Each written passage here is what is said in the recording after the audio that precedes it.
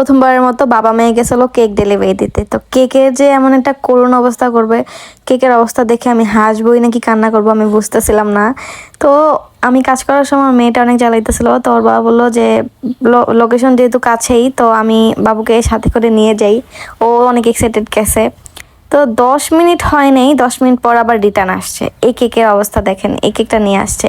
ওদের মুখের তো 12টা বেজে গেছে। ওদের মুখ দেখে আমি হাসতে হাসতে শেষ যে কি অবস্থা। আমার মেয়ে আইসা চপ করে ঘুমায় পড়ছে। ও সারাদিন ঘুমায়নি, আর ও কেক নষ্ট করে আইসার সাথে সাথে ঘুমায় পড়ছে।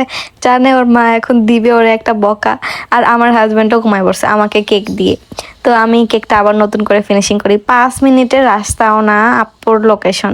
এই লোকেশনের কেক যদি এমন হয়, কি কেমন লাগে বলেন। কেকটা নাকি অটো দিয়ে যাইতেছিল, বেবি আমার হাজব্যান্ডের হাতে যেহেতু আমার বেবিটা, তো অটো যখন ব্রেক করে জোরে তখন আর কি কেকটা নাকি উল্টায় পাল্টায় পড়ে যায় আর কি, যার কারণে এই অবস্থা। তো আবার রিটার্ন আসে আমাকে দিতে, তো আমি সাথে সাথে আবার কেকটা ঠিক করার চেষ্টা করতেছি, যেহেতু আপু বলছে বিকাল 5টার মধ্যে দিলেও হবে।